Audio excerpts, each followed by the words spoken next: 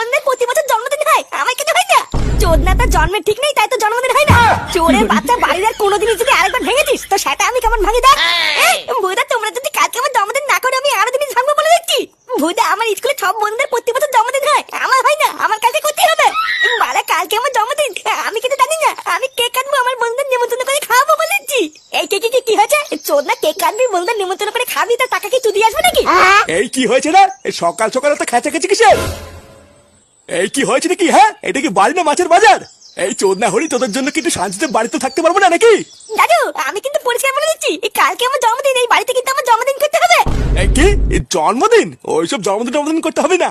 জন্মদিন করতে গিয়ে আমার বাপ হাততাল করেছিল। কালকে বাড়িতে অল্প করে মাংস কিনে নিয়ে আসবো, ওটাই খেয়ে নেবা, জন্মদিন হয়ে যাবে। এই হ্যাঁ গো, ওই দাদু ভাই যখন এত করে বলছে তখন কালকে জন্মদিনটা করো না। এই বাচ্চা কাচ্চা মানুষ কোনোদিন তো এইভাবে বলেনি, এবার যখন বলছে তখন করোই না। আরে না, এমনিতেই খাটের তল থেকে বিড়ির মুতা করি খাচ্ছি। জন্মদিন করতে কত টাকা লাগে জানো? দাদু ভাই, এই বছর না তোমার জন্মদিন নিয়ে কিছু বলো না, বুঝলা? সামনের বছর তোমার জন্মদিন ধুমধাম করে করবো। আরে ধুই বুঝা, এই সামনের বছর তোমার জন্মদিনের কোনো মানি? আমার জন্মদিন কালকে করতে হবে।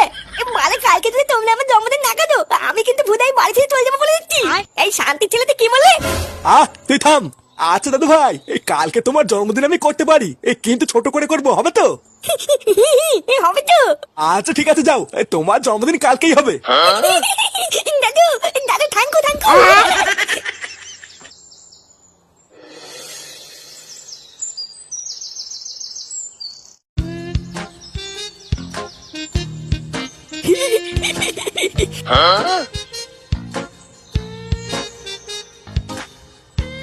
কি রে কালু, তুই জানলার ওখানে দাঁড়িয়ে কি করছিলিস? আরে তোমাকেই তো খুঁজছিলাম, কোথাও দেখতে পাচ্ছিলাম না, তাই ভাবলাম ঘরে আছো কিনা। এত সকাল সকাল আমাকে খুঁজছিলিস কেন? কোনো দরকার নাকি? এই হ্যাঁ গো, গুরু পাঠালো, তোমাকে ক্লাবে ডাকছে। পল্টুদা ডাকছে? আচ্ছা ঠিক আছে, তুই যা, আমি বাজারের ব্যাগটা রেখেই আসছি। আচ্ছা ঠিক আছে।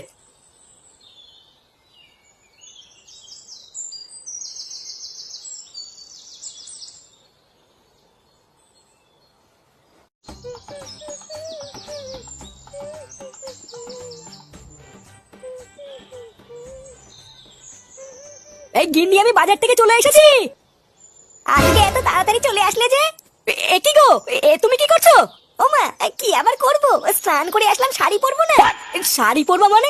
তুমি কি তাহলে এতক্ষণ এখানে দাঁড়িয়ে স্যাব ব্লাউজ পরছিলে নাকি? তুমি মনে হচ্ছে কিছুই জানো না, শাড়ি পরার আগে তো স্যাব ব্লাউজই পরতে হয়। ব্যাপারটা কি হলো? বউ ঘরের ভিতরে স্যাব ব্লাউজ পরছিল, আবার কালু তো ওইদিকে জানলার কাছে দাঁড়িয়ে ছিল। তার মানে কালু খানকে ছিল এতক্ষণ আমার জানলার কাছে দাঁড়িয়ে আমার বউ স্যাব ব্লাউজ পরা দেখছিল। শালা বেজন্মার বাচ্চা, তোর এত বড় সাহস! ও কি, তুমি এইভাবে গালাগালি করছো কেন? গালাগালি করছো মানে? শালা ছিনাল মাকে থেকে কতবার বলেছি না জানলা দরজা বন্ধ রাখবি? শাড়ি পরার আগে যে জানলা দরজা বন্ধ করতে হয়, তোর সেইটুকু ভালো ঠেলি দিল। ওই শান্তির ছেলে কালু এসে আমার সব দেখে দিল।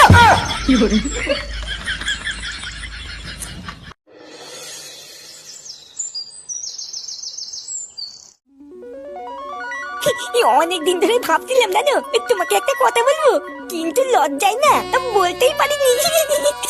কি এমন কথা যে বলতেই পারোনি? আমি তোমাকে খুব ভালোবাসি টুনটুনি। এই তুমি সত্যি বলছো? সত্যি তো বলছি, চলো না পাক পাক করি।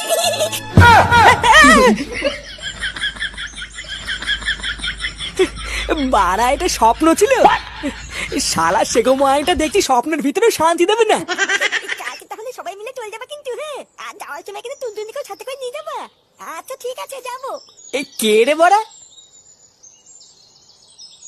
এখানে দাঁড়িয়ে দাঁড়িয়ে কার সাথে কথা বলছো? কেউ কি এসেছিল নাকি?